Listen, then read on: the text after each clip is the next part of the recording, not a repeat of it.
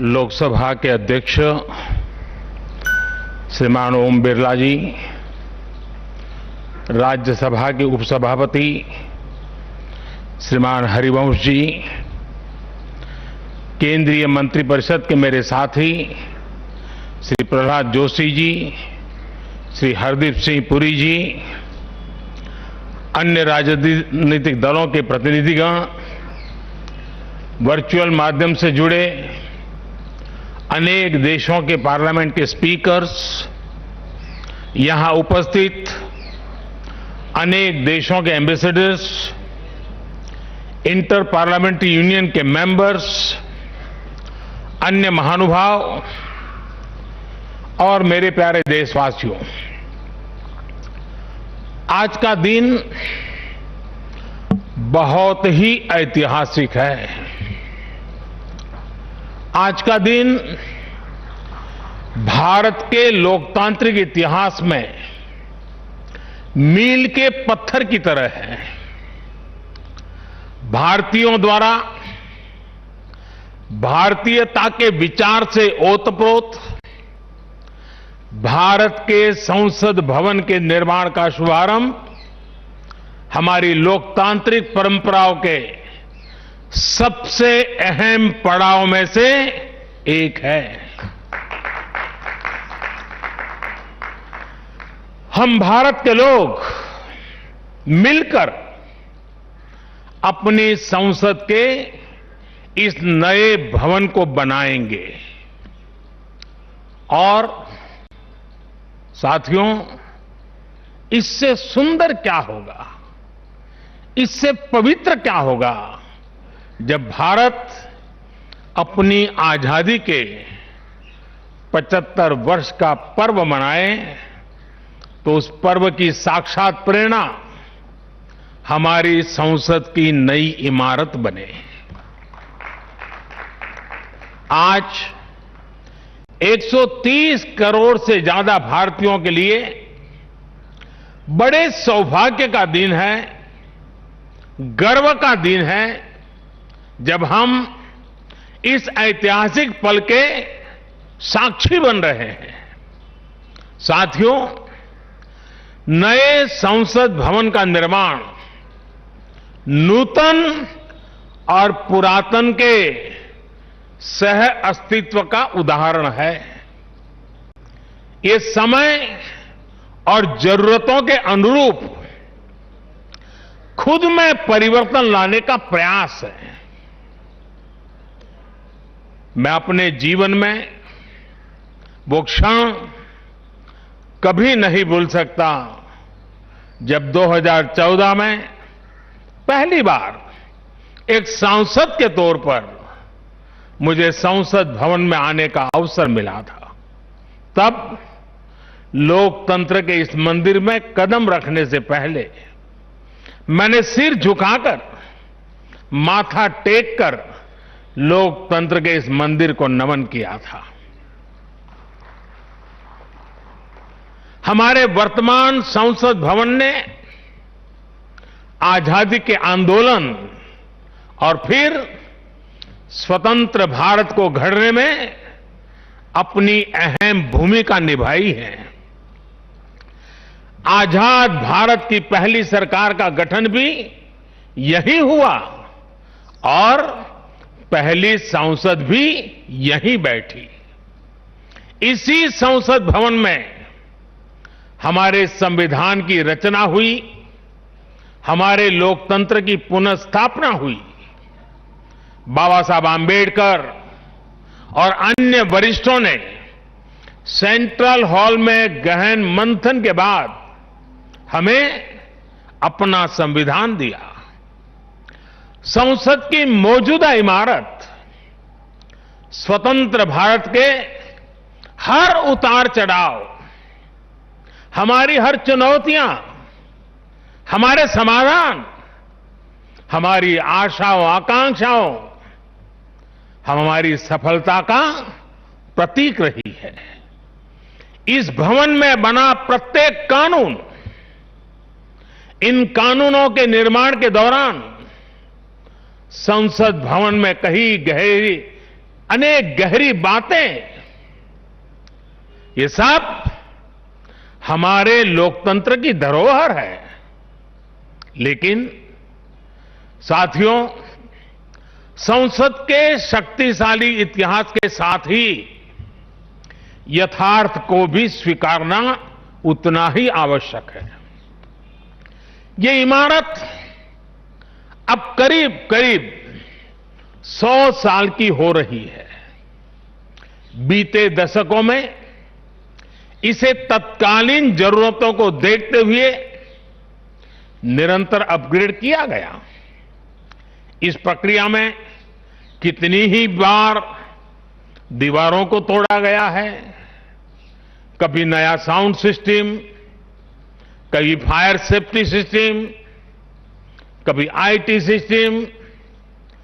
लोकसभा में बैठने की जगह बढ़ाने के लिए तो दीवारों को भी हटाया गया।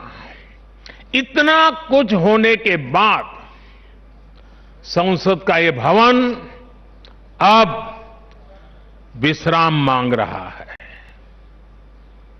अभी लोकसभा अध्यक्ष जी भी बता रहे थे कि किस तरह बरसों से मुश्किलों भरी स्थिति रही है। बरसों से नए संसद भवन की जरूरत महसूस की गई है। ऐसे में ये हम सभी का दायित्व बनता है कि 21वीं सदी के भारत को अब एक नया संसद भवन मिले। इसी दिशा में आज ये शुभारंभ हो रहा है और इसलिए आज जब हम एक नए संसद भवन का निर्माण कार्य शुरू कर रहे हैं तो वर्तमान संसद परिषद के जीवन में नए वर्ष भी जोड़ रहे हैं। साथियों, नए संसद भवन में ऐसी अनेक नई चीजें की जा रही हैं जिससे सांसदों की एफिशिएंसी बढ़ेगी, उनके वर्क कल्चर में आधुनिक तौर तरीके आएंगे। अब जैसे अपने सांसदों से मिलने के लिए उनके संसदीय क्षेत्र से लोग आते हैं, तो अभी जो संसद भवन है उसमें लोगों को बहुत दिक्कत होती है। आम जनता को दिक्कत होती है, नागरिकों को दिक्कत होती है। आम जनता को अपनी कोई परेशानी अपने सांसद को बतानी है, कोई सुख दुख बांटना है, तो इसके लिए भी संसद भवन में स्थान की बहुत कमी महसूस होती है। भविष्य में प्रत्येक सांसद के पास ये सुविधा होगी कि वो अपने क्षेत्र के लोगों से यहीं निकट में ही, इसी ये विशाल परिसर के बीच में ही उनको एक व्यवस्था मिलेगी ताकि वो अपने संसदीय क्षेत्र से आए लोगों को उनके सुख दुख बांट सके। साथियों, पुराने संसद भवन ने स्वतंत्रता के बाद के भारत को दिशा दी, तो नया भवन आत्मनिर्भर भारत के निर्माण का गवाह बनेगा। पुराने संसद भवन में देश की आवश्यकताओं की पूर्ति के लिए काम हुआ, तो नए भवन में 21वीं सदी के भारत की आकांक्षाएं पूरी की जाएगी। जैसे आज इंडिया गेट से आगे नेशनल वॉर मेमोरियल ने राष्ट्रीय पहचान बनाई है, वैसे ही संसद का नया भवन अपनी पहचान स्थापित करेगा। देश के लोग, आने वाली पीढ़ियां नए भवन को देखकर गर्व करेगी कि ये स्वतंत्र भारत में बना है। आजादी के 75 वर्ष का स्मरण करते हुए इसका निर्माण हुआ है। साथियों, संसद भवन की शक्ति का स्रोत उसकी ऊर्जा का स्रोत हमारा लोकतंत्र है। आजादी के समय किस तरह से एक लोकतांत्रिक राष्ट्र के रूप में भारत के अस्तित्व पर संदेह और शंकाएं जताई गई थी, ये इतिहास का हिस्सा है। अशिक्षा, गरीबी, सामाजिक विविधता और अनुभवहीनता जैसे अनेक तर्कों के साथ ये भविष्यवाणी भी कर दी गई थी कि भारत में लोकतंत्र असफल हो जाएगा। आज हम गर्व से कह सकते हैं कि हमारे देश ने उन आशंकाओं को न सिर्फ गलत सिद्ध किया है, बल्कि 21वीं सदी की दुनिया भारत को अहम लोकतांत्रिक ताकत के रूप में आगे बढ़ते हुए देख भी रही है। साथियों, लोकतंत्र भारत में क्यों सफल हुआ, क्यों सफल है और क्यों कभी लोकतंत्र पर आंच नहीं आ सकती, ये बात हमारी हर पीढ़ी को जानना समझना बहुत आवश्यक है। हम देखते सुनते हैं दुनिया में 13वीं शताब्दी में रचित मैग्ना कार्टा की बहुत चर्चा होती है।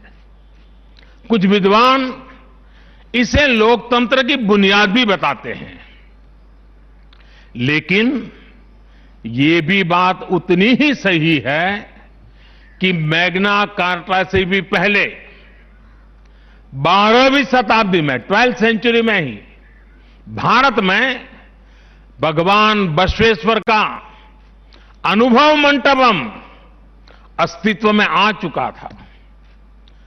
अनुभव मंटपम के रूप में उन्होंने लोक संसद का न सिर्फ निर्माण किया था, बल्कि उसका संचालन भी सुनिश्चित किया था। और भगवान बसवेश्वर जी ने कहा था, ये अनुभव मंटप जनसभा नादिना मट्टू राष्ट्रदा उन्नति के हागु अभिवृद्धि के पुरगावगी केलसा मादत थावे। यानी ये अनुभव मंटपम एक ऐसी जनसभा है जो राज्य और राष्ट्र के हित में और उनकी उन्नति के लिए सभी को एकजुट होकर काम करने के लिए प्रेरित करती है। अनुभव मंटपम लोकतंत्र का ही तो एक स्वरूप था।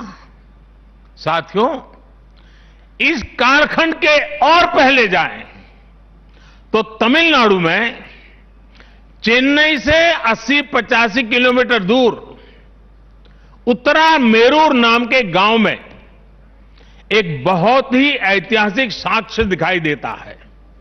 इस गांव में चोल साम्राज्य के दौरान 10वीं शताब्दी में पत्थरों पर तमिल में लिखी गई पंचायत व्यवस्था का वर्णन है, 10th सेंचुरी। और इसमें बताया गया है कि कैसे हर गांव को कुटुंब में कैटेगराइज किया जाता था, जिनको अगर आज की भाषा में कहना है तो हम आज उसको एक वार्ड कह सकते हैं।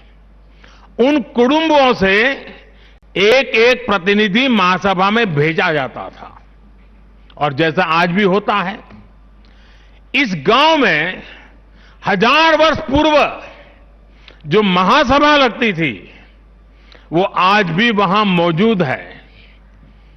और साथियों, 1000 वर्ष पूर्व बनी इस लोकतांत्रिक व्यवस्था में एक और बात बहुत महत्वपूर्ण थी। उस पत्थर पे लिखा हुआ है, उस शिलालेख में वर्णन है इसका, और उसमें कहा गया है कि जनप्रतिनिधि को चुनाव लड़ने के लिए अयोग्य घोषित करने का भी प्रावधान था। उस जमाने में। और नियम क्या था? नियम यह था कि जो जनप्रतिनिधि अपनी संपत्ति का ब्यौरा नहीं देगा, वो और उसके करीबी रिश्तेदार चुनाव नहीं लड़ पाएंगे। कितने सालों पहले, सोचिए कितनी बारीकी से उस समय पर हर पहलू को सोचा गया, समझा गया, अपनी लोकतांत्रिक परंपराओं का हिस्सा बनाया गया। साथियों, लोकतंत्र का हमारे इतिहास देश के हर कोने में नजर आता है, कोने कोने में नजर आता है। कुछ शब्दों से तो हम बराबर परिचित हैं। सभा, समिति, गणपति, गणाधिपति, ये शब्दावली हमारे मन मस्तिष्क में सदियों से प्रवाहित है। सदियों पहले शाक्य, मल्ल और बेज्जी जैसे गणतंत्र हो, लिच्छवी, मल्लक, मड़क और कंबोज जैसे गणराज्य हो, या फिर मौर्य काल में कलिंग, सभी ने लोकतंत्र को ही शासन का आधार बनाया था। हजारों साल पहले रचित हमारे वेदों में से ऋग्वेद में लोकतंत्र के विचार को समज्ञान यानी समूह चेतना, कलेक्टिव कॉन्शियसनेस के रूप में देखा गया है। साथियों, आमतौर पर अन्य जगहों पर जब डेमोक्रेसी की चर्चा होती है तो ज्यादातर चुनाव की प्रक्रिया, इलेक्टेड मेंबर्स, उनके गठन की रचना, शासन प्रशासन, लोकतंत्र की परिभाषा इन्हीं चीजों के आसपास रहती है। इस प्रकार की व्यवस्था पर अधिक बल देने को ही ज्यादातर स्थानों पर उसी को डेमोक्रेसी कहते हैं। लेकिन भारत में लोकतंत्र एक संस्कार है। भारत के लिए लोकतंत्र जीवन मूल्य है, जीवन पद्धति है, राष्ट्र जीवन की आत्मा है। भारत का लोकतंत्र सदियों के अनुभव से विकसित हुई व्यवस्था है। भारत के लिए लोकतंत्र में जीवन मंत्र भी है, जीवन तत्व भी है और साथ ही व्यवस्था का तंत्र भी है, तत्व भी है, तंत्र भी है। समय समय पर इसमें व्यवस्थाएं बदलती रही, प्रक्रियाएं बदलती रही, लेकिन आत्मा लोकतंत्र ही रही। और विडंबना देखिए, आज भारत का लोकतंत्र हमें पश्चिमी देशों से न समझाया जाता है। जब हम विश्वास के साथ अपने लोकतांत्रिक इतिहास का गौरवगान करेंगे तो वो दिन दूर नहीं जब दुनिया भी कहेगी India is mother of democracy, India is mother of democracy, India is mother of democracy. साथियों, भारत के लोकतंत्र में समाही शक्ति ही देश के विकास को नई ऊर्जा दे रही है, देशवासियों को नया विश्वास दे रही है। दुनिया के अनेक देशों में जहां लोकतांत्रिक प्रक्रियाओं को लेकर अलग स्थिति बन रही है, वहीं भारत में लोकतंत्र नित्य नूतन हो रहा है। हाल के वर्षों में हमने देखा है कि कई लोकतांत्रिक देशों में अब वोटर टर्नआउट लगातार घट रहा है। इसके विपरीत भारत में हम हर चुनाव के साथ वोटर टर्नआउट को बढ़ाते हुए देख रहे हैं, बढ़ता हुआ देख रहे हैं। इसमें भी महिलाओं और युवाओं की भागीदारी निरंतर बढ़ती जा रही है। साथियों, इस विश्वास की, इस आस्था की वजह है भारत में लोकतंत्र हमेशा से ही गवर्नेंस के साथ ही मतभेदों और विरोधाभासों को सुलझाने का महत्वपूर्ण माध्यम भी रहा है। अलग अलग विचार, अलग अलग दृष्टिकोण, ये सब बातें एक वाइब्रेंट डेमोक्रेसी को सशक्त करते हैं। डिफरेंसेस के लिए हमेशा जगह हो, लेकिन डिस्कनेक्ट कभी ना हो, इसी लक्ष्य को लेकर हमारा लोकतंत्र आगे बढ़ा है। गुरु नानक देव जी ने, और बड़ी सटीक बात कही है, गुरु नानक देव जी ने भी कहा है, जब लग दुनिया रही है नानक, जब लग दुनिया रही है नानक, किछु सुनिए किछु कहिए। यानी जब तक संसार रहे तब तक संवाद चलते रहना चाहिए।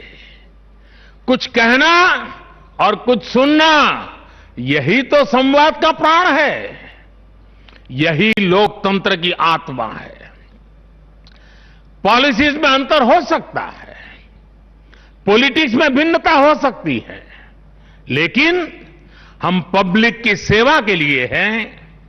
इस अंतिम लक्ष्य में कोई मतभेद नहीं होना चाहिए। वाद संवाद संसद के भीतर हो या संसद के बाहर, राष्ट्र सेवा का संकल्प, राष्ट्रहित के प्रति समर्पण लगातार झलकना चाहिए। और इसलिए आज जब नए संसद भवन का निर्माण शुरू हो रहा है, तो हमें याद रखना है कि वो लोकतंत्र जो संसद भवन के अस्तित्व का आधार है, उसके प्रति आशावाद को जगाए रखना हम सभी का दायित्व है। हमें हमेशा याद रखना है कि संसद पहुंचा हर प्रतिनिधि जवाबदेह है। ये जवाबदेही जनता के प्रति भी है और संविधान के प्रति भी है। हमारा हर फैसला राष्ट्र प्रथम, नेशन फर्स्ट, इसकी भावना से ही होना चाहिए। हमारे हर फैसले में राष्ट्रहित सर्वोपरि रहना चाहिए। राष्ट्रीय संकल्पों की सिद्धि के लिए हम एक स्वर में, एक आवाज में खड़े हो, ये बहुत जरूरी है।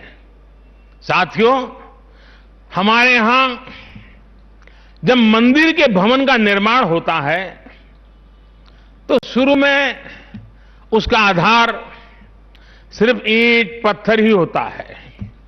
कारीगर, शिल्पकार सभी के परिश्रम से मंदिर के भवन का निर्माण पूरा होता है।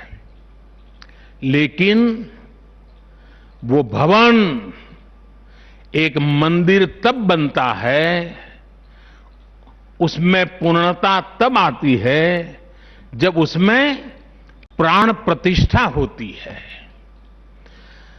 प्राण प्रतिष्ठा होने तक वो सिर्फ एक इमारत ही रहता है।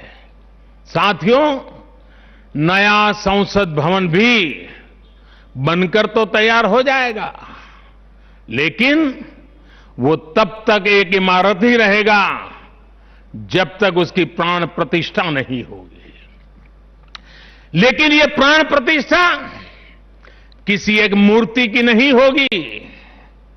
लोकतंत्र के इस मंदिर में इसका कोई विधान भी नहीं है, विधि विधान भी नहीं है।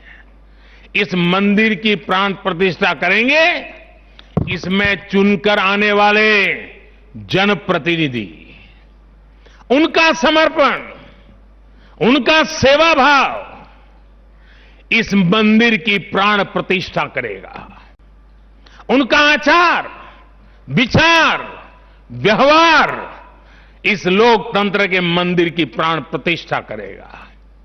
भारत की एकता, अखंडता को लेकर किए गए उनके प्रयास इस मंदिर की प्राण प्रतिष्ठा की ऊर्जा बनेंगे।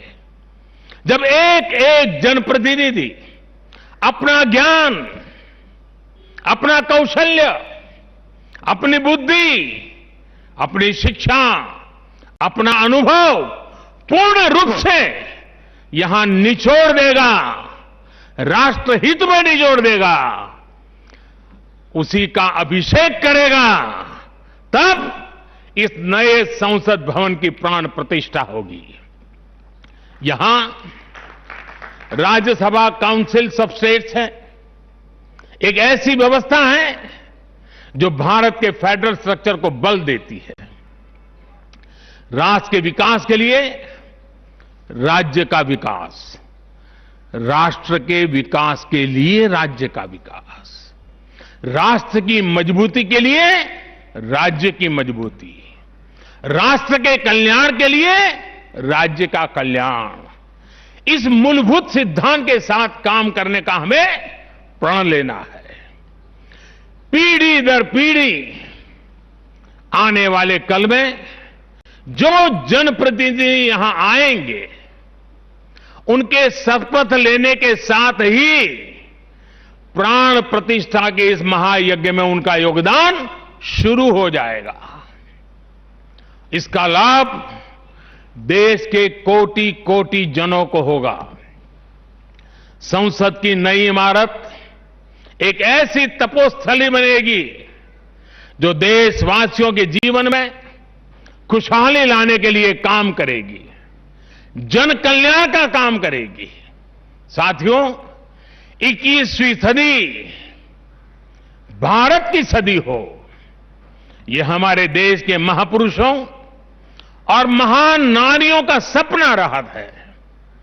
लंबे समय से इसकी चर्चा हम सुनते आ रहे हैं।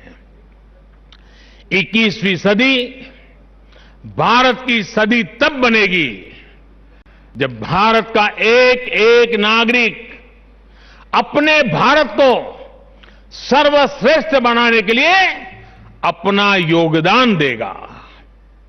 बदलते हुए विश्व में भारत के लिए अवसर बढ़ रहे हैं। कभी कभी तो लगता है जैसे अवसर की बाढ़ आ रही है।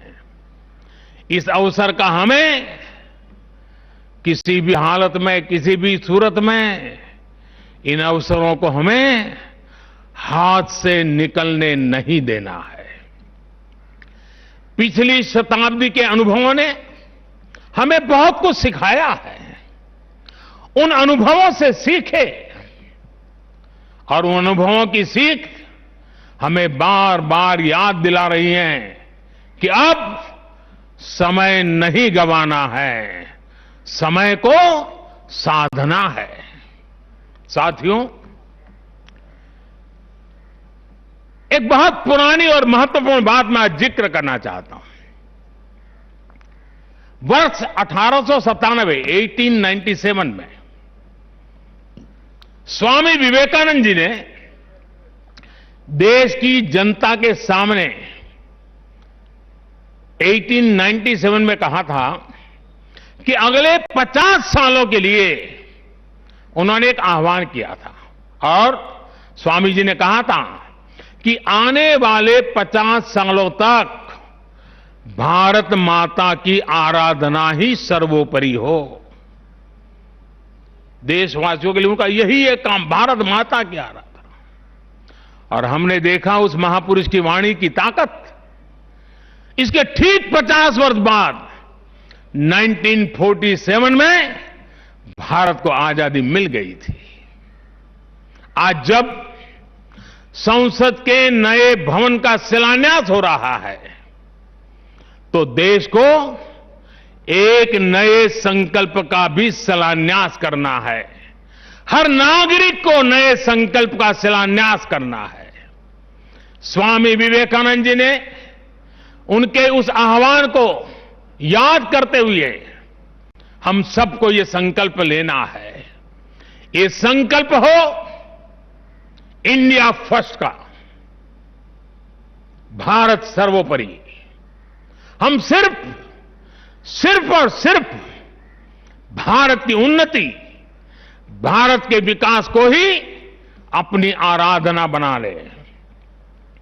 हमारा हर फैसला देश की ताकत बढ़ाए, हमारा हर निर्णय, हर फैसला एक ही तराजू में तोला जाए, और वो तराजू है देश का हित सर्वोपरि, देश का हित सबसे पहले। हमारा हर निर्णय वर्तमान और भावी पीढ़ी के हित में हो।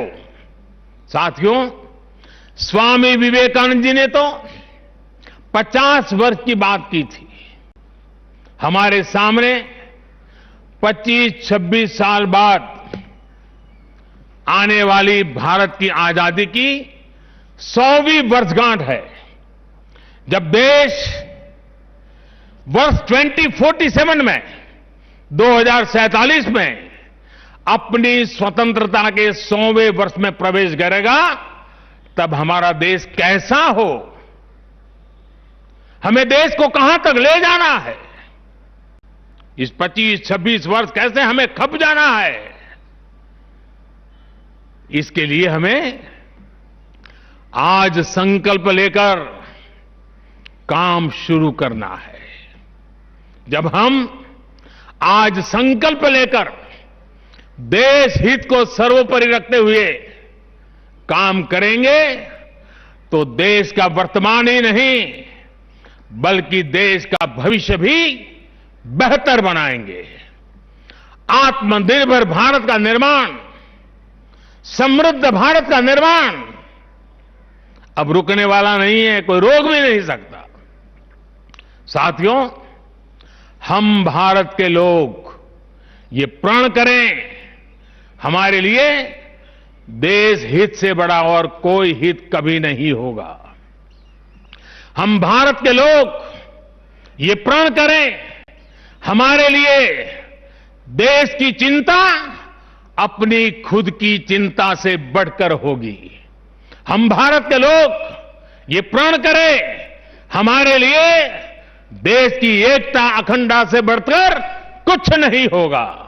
हम भारत के लोग ये प्रण करें, हमारे लिए देश के संविधान की मान मर्यादा और उसकी अपेक्षाओं की पूर्ति जीवन का सबसे बड़ा ध्येय होगी।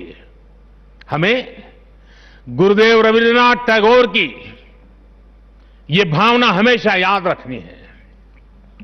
और गुरुदेव रविन्द्रनाथ टैगोर की भावना क्या थी?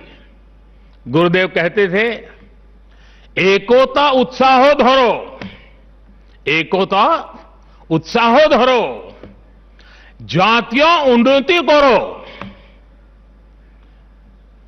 দুষুক ভুবনে সবে ভারতের জয়। यानी एकता का उत्साह थामे रहना है, हर नागरिक उन्नति करे, पूरे विश्व में भारत की जय जयकार हो। मुझे विश्वास है हमारी संसद का नया भवन हम सभी को एक नया आदर्श प्रस्तुत करने की प्रेरणा देगा। हमारी लोकतांत्रिक संस्थाओं की विश्वसनीयता हमेशा और मजबूत होती रहे। इसी कामना के साथ मैं अपनी वाणी को विराम देता हूं और 2047 के संकल्प के साथ पूरे देशवासियों को चल पड़ने के लिए निमंत्रण देता हूं। आप सबका बहुत बहुत धन्यवाद। न्यूज टॉप 9 रोज सुबह 7 बजे और शाम 7 बजे सिर्फ TV9 भारतवर्ष पर।